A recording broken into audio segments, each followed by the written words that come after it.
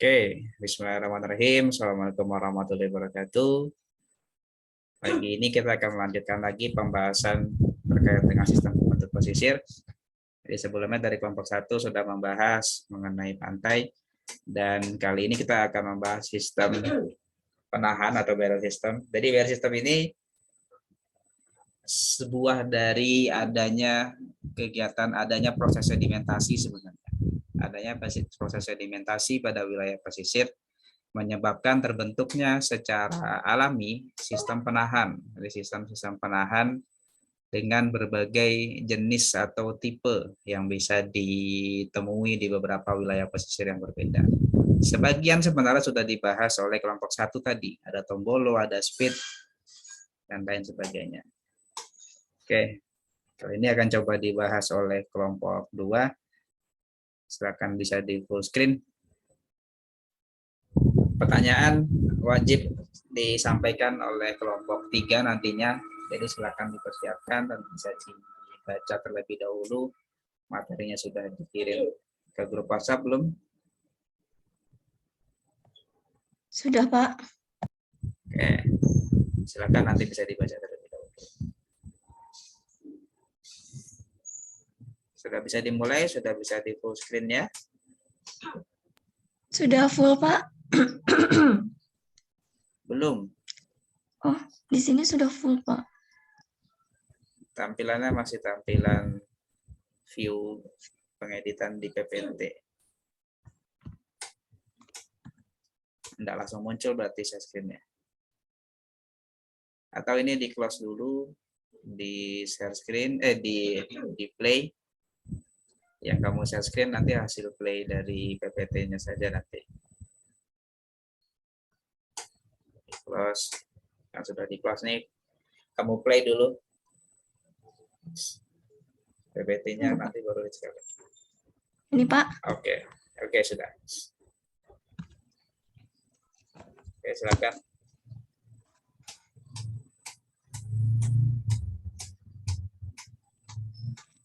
Ade, apakah sudah bisa suaranya, Pak?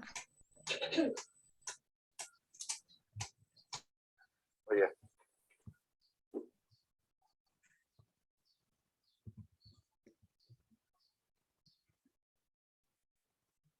Assalamualaikum warahmatullahi wabarakatuh. Waalaikumsalam warahmatullahi wabarakatuh. Baiklah, di sini kami dari kelompok 2 yang beranggotakan Saudara M. Iqbal, saya sendiri Adi Satria Dharma, dan Saudari Resti Bima Paudi. Di sini kami kelompok 2 akan membahas dengan sistem bentuk daerah pesisir, sistem barrier. Nah, untuk yang pertama, presentasi akan disampaikan oleh Saudari Resti. Silakan.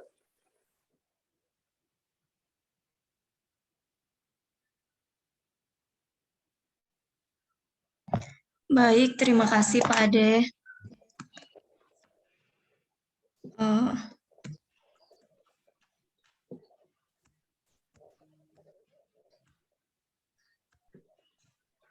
Slide-nya nggak mau jalan, Pak.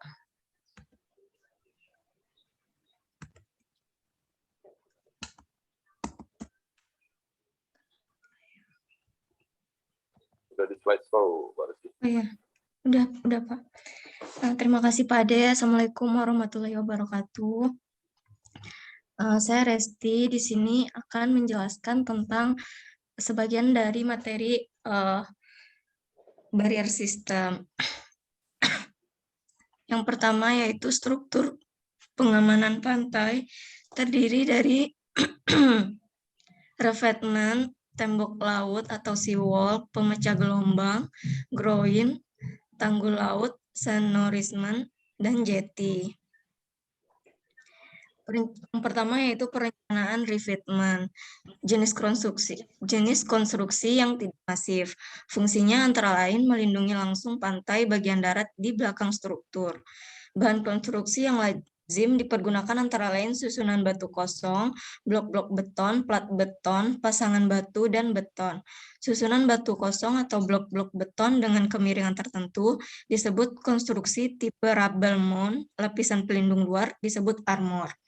Nama lain untuk pelindung tebing dari susunan armor dari batu kosong campuran adalah riprap. Antara pantai yang dilindungi dan revetment harus ada lapisan filter yang berfungsi mencegah hanyutnya material pantai. Fungsi revetment serupa dengan tembok laut, yaitu melindungi pantai bagian darat langsung di belakang konstruksi terhadap pengaruh gelombang dan arus. Revetment tidak berfungsi sebagai penahan tanah di belakang konstruksi. Revetment dipergunakan untuk kondisi gelombang yang moderat.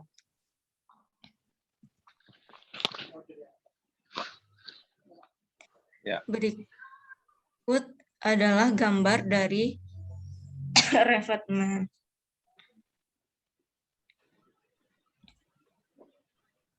Selanjutnya yaitu perencanaan tembok laut.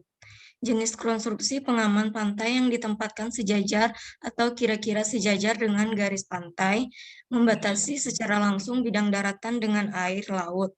Dapat dipergunakan untuk pengamanan pada pantai berlumpur atau berpasir.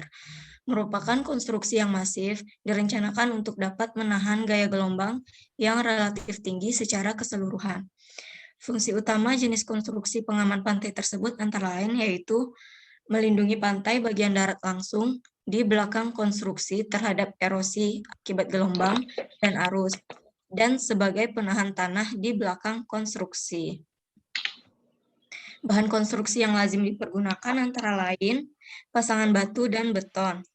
Dalam pelaksanaan tembok laut memerlukan persyaratan-persyaratan yang umumnya sangat sulit realisasinya, khususnya untuk pelaksanaan tembok laut yang dilakukan secara swasembada oleh masyarakat. Kerusakan tembok laut antara lain akibat fondasi yang kurang dalam dan aliran di belakang tembok. Selanjutnya yaitu fungsi dan kegunaan. Tanggul laut atau seawall adalah bangunan maritim yang dipergunakan untuk melindungi fasilitas yang terdapat di belakang bangunan tersebut dari ancaman gelombang laut atau kenaikan muka air laut, terutama dari ancaman luapan air laut. Tembok laut untuk melindungi kawasan reklamasi sistem polder. Berikut adalah gambar dari tembok laut.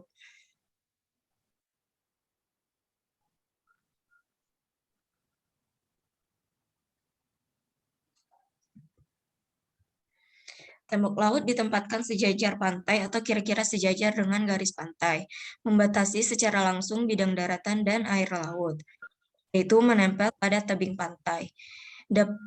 Tembok laut sendiri dapat dibuat masif, tidak masif.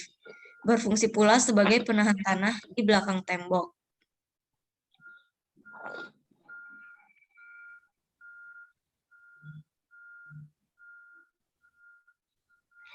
Untuk pertimbangan pemakaian, struktur tumpukan batu, yaitu tembok laut meredam energi gelombang, dapat dibangun pada tanah dasar yang relatif lunak, merupakan bangunan yang relatif fleksibel dan tidak harus kedap air. Untuk tanggul laut, yaitu meredam energi gelombang, dapat dibangun pada tanah dasar yang relatif lunak, merupakan bangunan yang fleksibel, dan biasanya konstruksinya harus kedap air.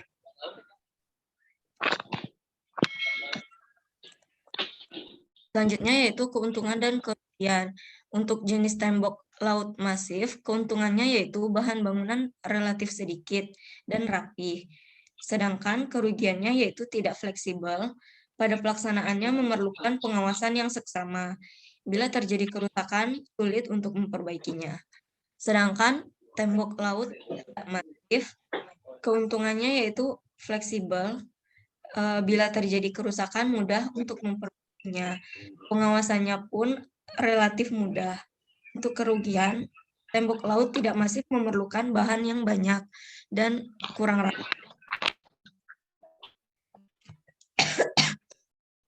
Untuk tembok laut masif, bahan yang digunakan itu pasangan tembok, badan drainase, struktur bahan pengisi belakang tembok, dan lapisan filter. Berikut adalah contoh tembok laut.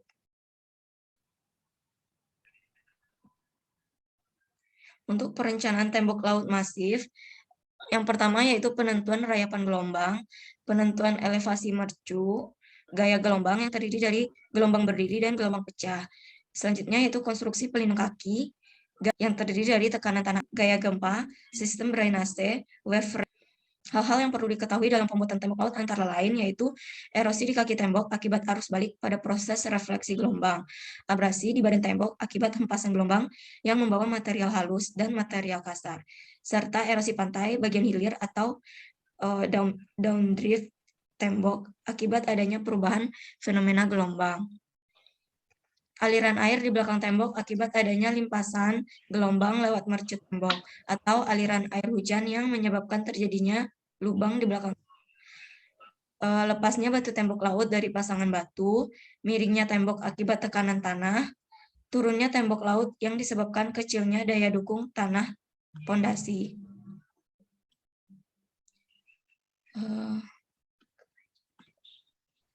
Selanjutnya yaitu pemecah gelombang, akan dijelaskan oleh Pak Ade kepada Pak Ade.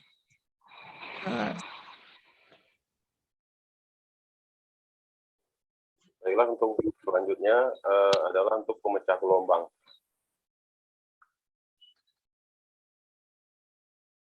Lanjut. Di sini dapat kita lihat yang untuk menuju pantai dari hantaman gelombang yang datang dari pantai dengan memecah gelombang datang di luar garis pantai. Nah, keuntungannya di sini dapat kita lihat adalah dibuat dari berbagai macam material. Sementara untuk kerugiannya tidak efektif mencegah angkutan sedimen ke laut lepas. Kemudian akan timbul tonjolan-tonjolan pasir atau tembolo. Nah, di sini juga kita dapat lihat offshore breakwater, yaitu untuk melemahkan gelombang sebelum mencapai pantai. Nah, untuk perencanaan groin, jenis konstruksi pengembangan pantai terhadap erosi yang disebabkan oleh terganggunya keseimbangan angkutan pasir sejajar pantai atau longsor sunreef. Nah, fungsi fungsinya untuk menahan atau mengurangi besarnya angkutan pasir sejajar pantai. Oleh karena itu, maka grip ini hanya cocok untuk pengamanan pada pantai yang berpasir. Dengan dipasangnya grip, maka gerakan sedimen sejajar pantai akan tertahan di bagian udik atau updrift dan grip. Kemudian sebaliknya akan terjadi erosi di bagian hilir. Tergantung dari makin panjang grip, makin tinggi kapasitas menahannya. Nah, sebaliknya untuk grip yang rendah dan pendek, kapasitas menahannya akan berkurang. Namun demikian, ada suatu harga batas maksimum dan minimum, di mana bila grip dibuat lebih tinggi dan lebih panjang, tidak akan menambah kapasitasnya. Sebaliknya, bila grip dibuat lebih rendah dan lebih pendek dari harga batas minimum, tidak akan berfungsi sama sekali. Kemudian untuk bahan konstruksi yang lazim dipergunakan antara lain susunan batu kosong, pasangan batu, yang pancang beton atau baja, dan blok-blok beton. Next.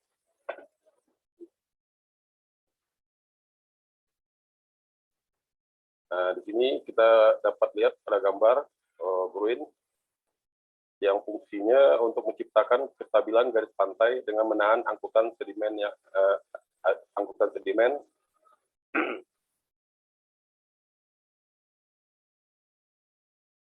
ini diantaranya keuntungan tersebut adalah yang pertama efektif menahan angkutan sedimen sejajar pantai, tidak merubah karakter pada surf zone, kemudian dapat dibuat dari berbagai macam material. Sementara untuk kerugiannya adalah dapat menimbulkan rip current, dapat menimbulkan gerusan di hilirnya atau downdrift. Kemudian pada perencanaan yang kurang teliti dapat menghancurkan pantai di bagian lain karena perubahan arus. Oke, next. Nah, kemudian untuk selanjutnya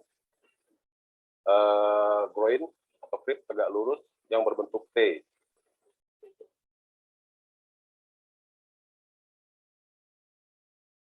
Selanjutnya, groin dan jetty dibangun dalam upaya mengendalikan proses fisik di pantai.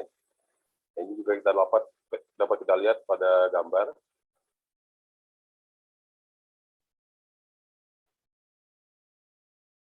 Grip tegak lurus pantai. Nah, di sini bangunan pengaman pantai terhadap erosi yang disebabkan terganggunya keseimbangan angkutan pasir penyusur pantai. Kemudian fungsinya untuk mengatur dan menahan angkutan pasir penyusur pantai. Kemudian untuk kinerjanya, dengan adanya rift akan terjadi sedimentasi di updrift dan erosi di downdrift creep. Oke, next. Jenis bahan, jarak, panjang dan tinggi creep. Nah, untuk jenisnya, creep masif dari beton atau pasangan batu.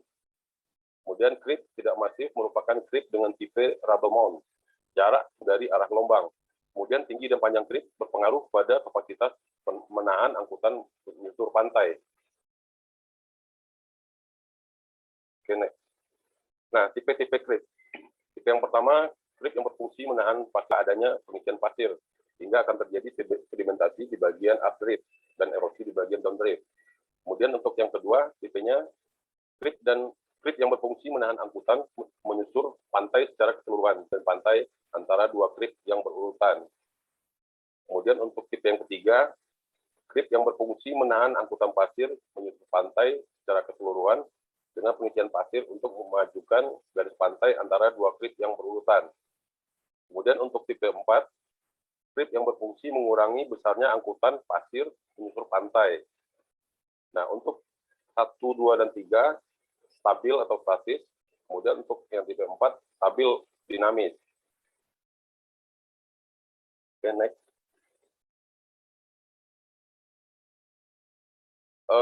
Selanjutnya, tanggul laut atau TAL. Tanggul laut adalah struktur pengaman pantai yang dipasang sejajar atau kira-kira sejajar dengan garis pantai. Tanggul laut ini merupakan struktur yang tidak masif dan dipasang beberapa puluh meter di depan pantai yang akan dilindungi.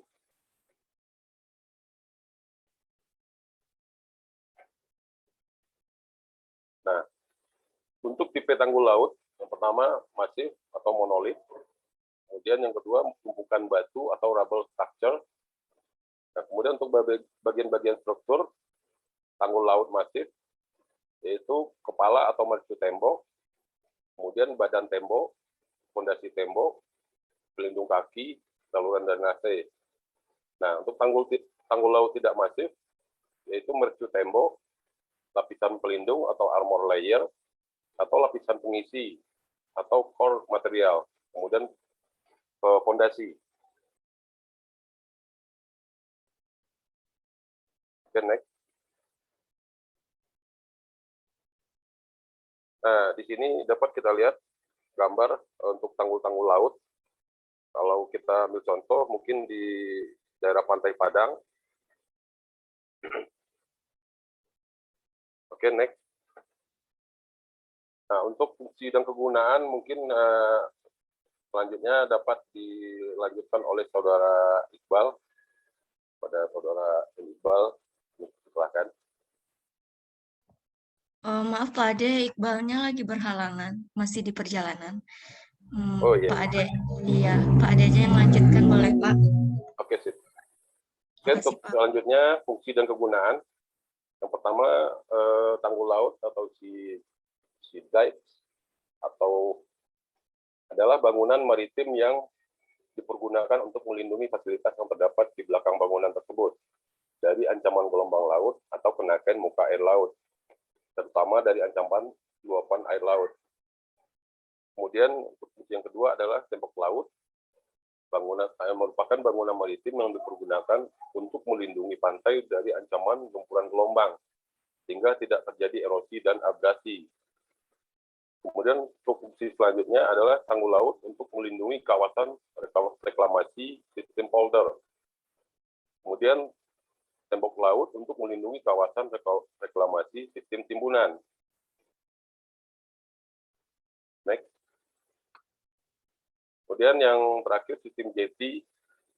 Jeti berfungsi mengendalikan penutupan muara sungai atau saluran oleh sedimen. Juga digunakan untuk menjaga kestabilan alur pelayaran dan inlet pasang surut. Menahan arus yang melintang dan mengalihkannya agar melintas melalui bagian perairan yang lebih dalam, sehingga risiko gangguan lebih kecil untuk pelayaran. Nah, ini juga kita dapat lihat pada gambar. Oke, next. Nah, demikian presentasi dari kelompok 2. Mohon maaf kekurangan. Mungkin ada tanggapan dari kelompok lain. Kami silakan.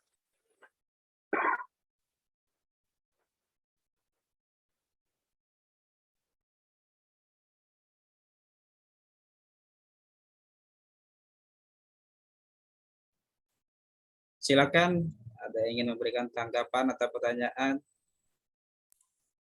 Izin Pak untuk bertanya Pak. Oke, silakan. Saya Hasmi dari kelompok 3. Mau bertanya terkait tadi dijelaskan untuk di sistem proteksi lautnya itu contohnya ada tanggul laut sama tembok laut tuh ada tipenya lagi, ada masif sama tidak masif. Nah, pertanyaannya itu bedanya apa sih antara masif dengan tidak masif ini? Apakah cuma dari skala besaran atau ada perbedaan lain? Nah, itu saja. Terima kasih.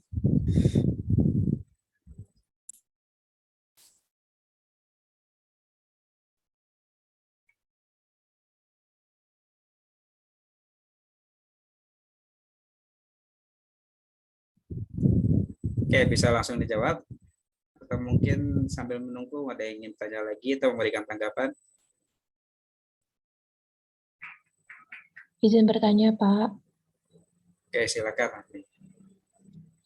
Baiklah, saya Lailatul Rahmi dari kelompok 3 juga akan bertanya kepada kelompok 2. Tadi dikatakan bahwa tembok laut itu melindungi pantai agar tanah-tanah atau sebagai penahan untuk daerah daratan. Apakah tebing yang langsung berhubungan dengan laut itu bisa dikatakan tembok laut secara alami atau tidak? Sekian. Oke, 2 saja mungkin, silakan. Bisa langsung dijawab. Baik, Pak. Saya akan mencoba menjawab pertanyaan dari Saudara Hasmi. Apakah ada perbedaan lain antara yang masif dan tidak masif? Ada, yaitu dilihat dari strukturnya. Nah, tembok laut yang masif itu dia lebih rapi dibandingkan tembok laut yang tidak masif. Selain itu juga tembok laut yang masif bahan bangunannya relatif sedikit. Sedangkan tembok laut yang tidak masif dia bersifat fleksibel dan bila terjadi kerusakan mudah untuk memperbaikinya. Dari saya sekian. Jika ada yang ingin menambahkan, dipersilahkan.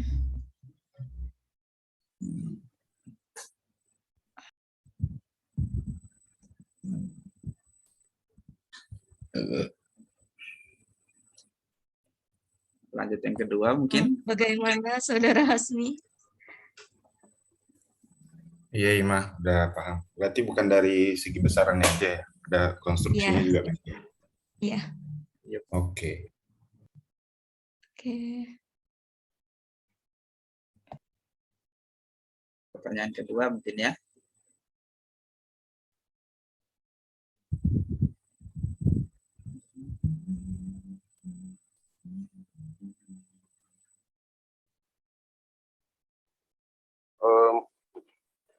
Untuk pertanyaan kedua saya mencoba untuk menjawab, Pak, dari pertanyaan Lailatul Rahmi. Apakah tebing pada tembok laut bisa sebagai pelindung atau sebagai tembok laut? Yang menurut saya tergantung dari struktur tanah atau struktur tebingnya.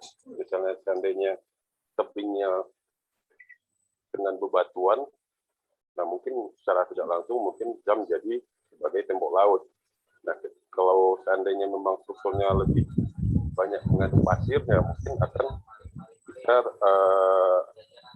terabrasi atau tergerus oleh gelombang air laut.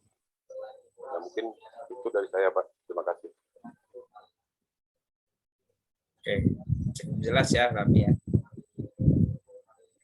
Jelas, Pak. Makasih, Pak Ade. Oke, sip. Sama-sama, Bu Ani. Saya rasa cukup ya pertanyaannya ya. Nanti kalau ada lagi kita lanjutkan diskusi terbuka di WhatsApp saja nanti.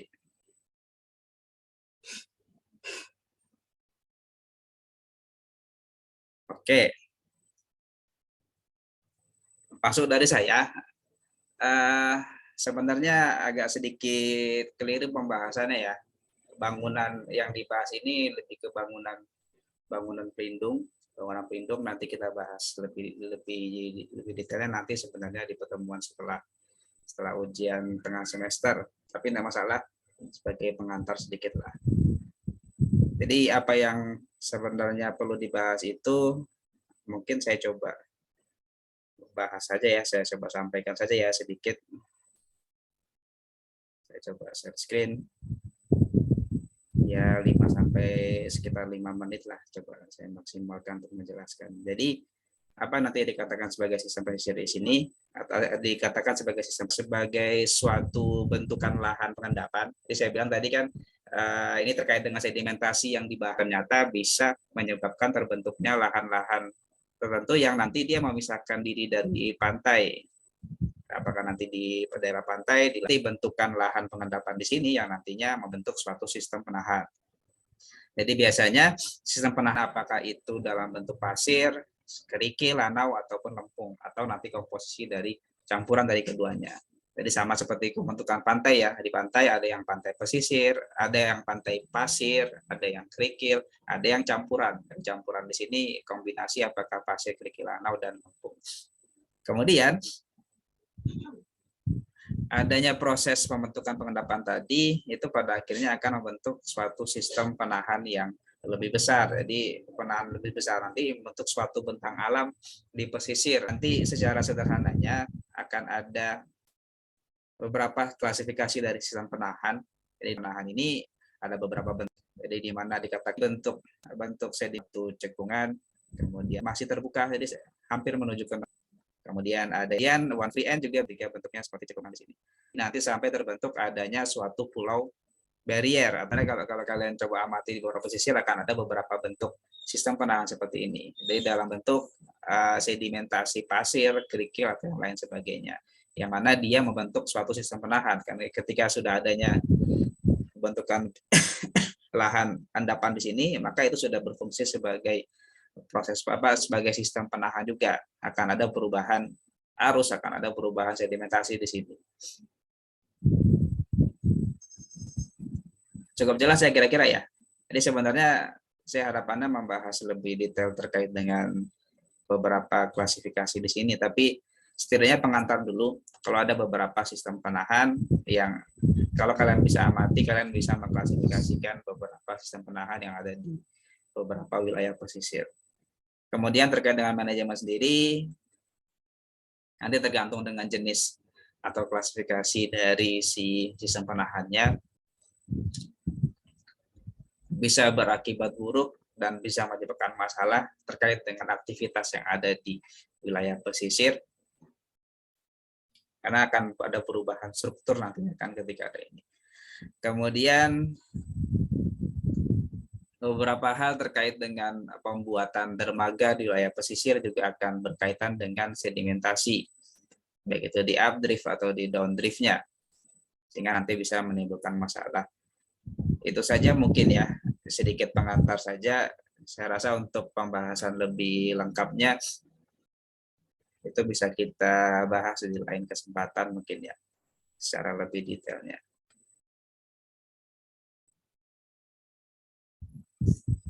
Oke, itu saja mungkin. Yang terakhir untuk pertemuan ini seperti biasa akan kita tutup dengan beberapa pertanyaan yang saya rangkum dari presentasi kelompok tadi dan apa yang sedikit saya sampaikan tadi. Silakan dicatat terlebih dahulu Dan nanti seperti biasa dari Google Classroom jawabannya di-upload.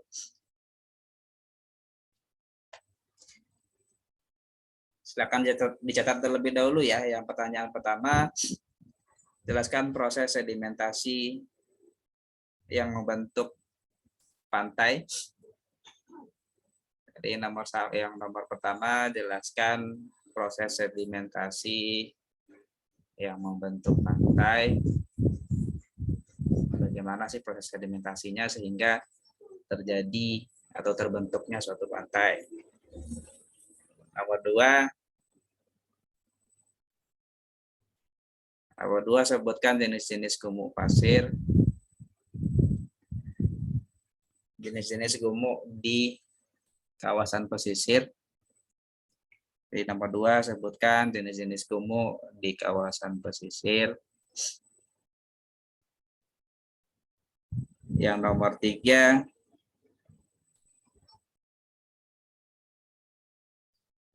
sebutkan dua jenis pantai. Berdasarkan ukurannya tadi saya jelaskan ya, ada dua jenis pantai berdasarkan ukuran partikelnya atau ukuran sedimennya.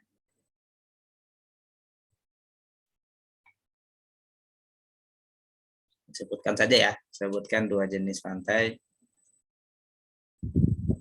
berdasarkan ukuran sedimennya. Sebutkan dua jenis pantai berdasarkan ukuran sedimennya. Yang nomor 4, coba dijelaskan definisi sistem penahan atau penahan. Nomor 4, jelaskan definisi dari penahan. Yang nomor 5, sebutkan klasifikasi sistem penahan. Yang nomor 5, sebutkan klasifikasi sistem penahan. Ada 3 tadi yang utama ya.